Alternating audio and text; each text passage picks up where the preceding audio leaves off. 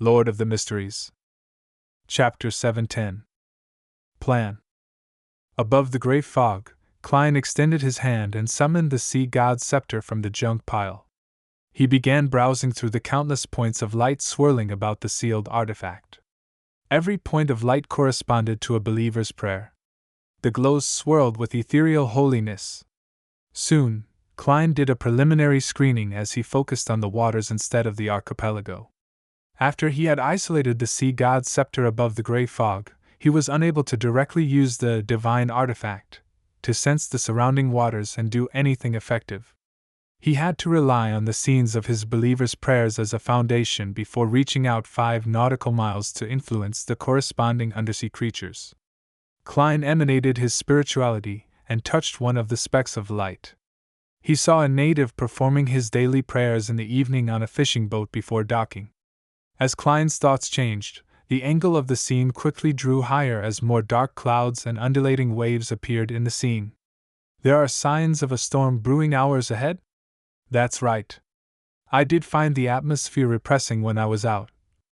That's why Elan said that crazy Captain Connors' ship is likely to be hiding in the shadows of some island. It was to avoid the storm.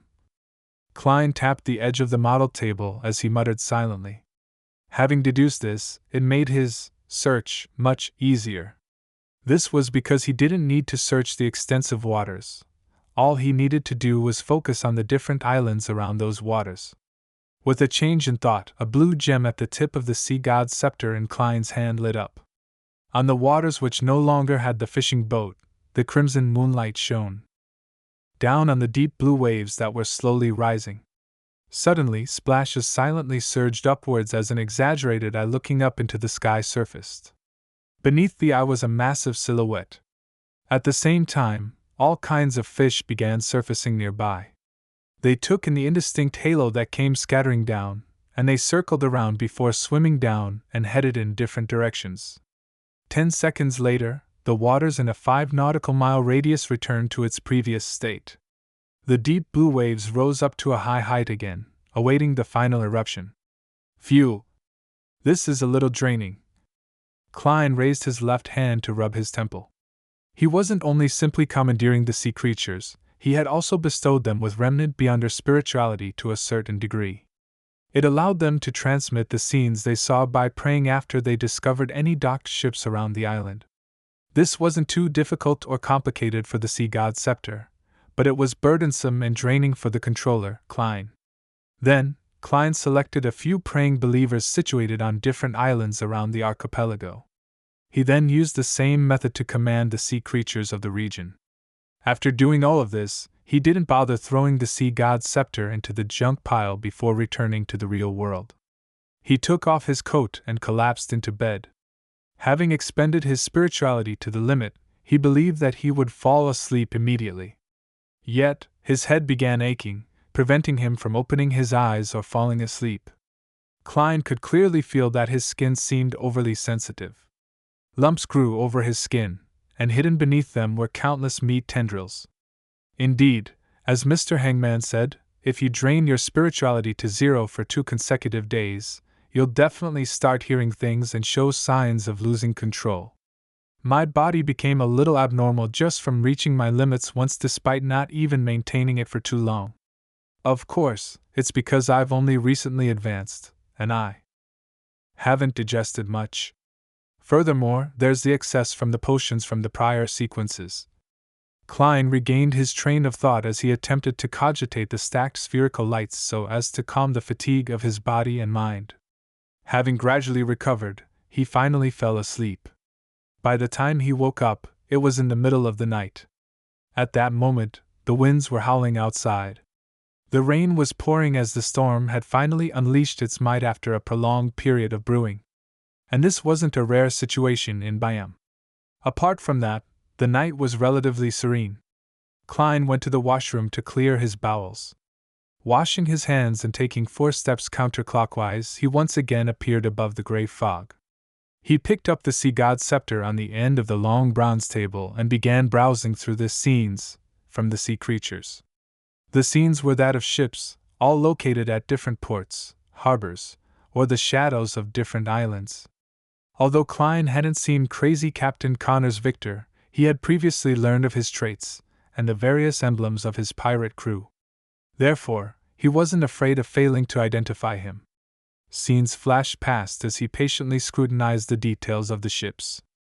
About 10 minutes later, a look of unconcealed joy appeared in his eyes. He zoomed in on a scene as he pulled the orientation of the scene closer. He had found the suspected ship. The ship was docked at the back of Simeem Island, an island furthest from the Rorstad archipelago. Behind it was a towering cliff with churning waves below it. Its sails and flag had been reefed up, but there was a white skull emblem with an eye patch on the two sides of the ship. This was none other than the emblem of the crazy captain's pirate crew. Klein removed the spirit pendulum from his left wrist and made a confirmation with divination. The answer made him rejoice, as it was indeed Connors Victor's ship. And crazy captain only had one ship. It's no wonder that despite most adventurers at sea knowing that crazy captain is in contact with the kingdom's human traffickers and slave merchants, the Church of Storm's investigations of the colony disappearances didn't point to him. He only has a bounty of 3,300 pounds. The pirate crew only has one ship, so it just looks like it's a small business. It's impossible for him to do large-scale human trafficking. What should I do next? Klein first sighed silently before considering his angle of investigation. His first reaction was to summon a massive undersea creature, hitch a ride on something akin to a whale, and head straight for Simeem Island while the storm continued. Then, he could infiltrate and use his powers as a marionettist to control crazy Captain Connors Victor without causing too much of a stir. But on careful thought, he felt that it was a rash decision. It wasn't a problem dealing with other pirates who weren't at the pirate admiral level, but since crazy Captain Connors Victor was involved with a terrifying matter like the Great Smog of Backland, he had to consider that Connors's normal actions were just a disguise. In consideration of how he might have another identity, with the ship concealing some secrets, there was a high chance that there was a trap that could deal with pirate admirals. Klein might not walk out alive despite being armed to the teeth if he made such a rash infiltration attempt.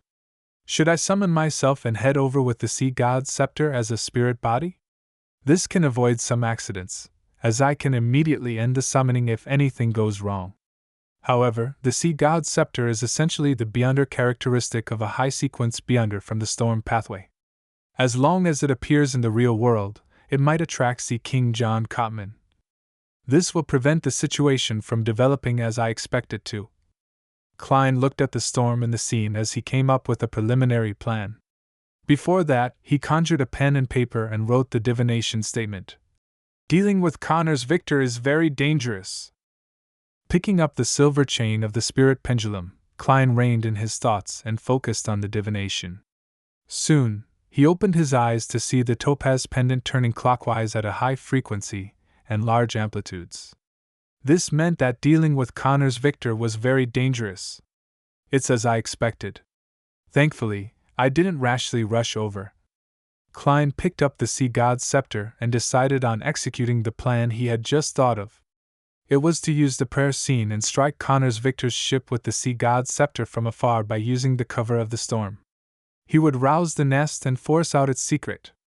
After grasping the relevant situation, he would end the attacks before Sea King John Cotman sensed the abnormality, or arrived at the scene. Klein wouldn't feel disappointed if Connors Victor unfortunately landed in the hands of the Sea King. This was because he would have to think of the means to pass the information to the three churches after he figured out the truth of the Great Smog of Backland. If Crazy Captain successfully escaped, Klein would have pried into his secrets by rousing the nest. He could then subsequently formulate a plan of attack. Phew! Klein slowly exhaled as he watched the ship bob about with the dark crashing waves before raising the sea god's scepter high in the air. At the tip of the scepter, the blue gems that circled around it had begun to emit a bright light.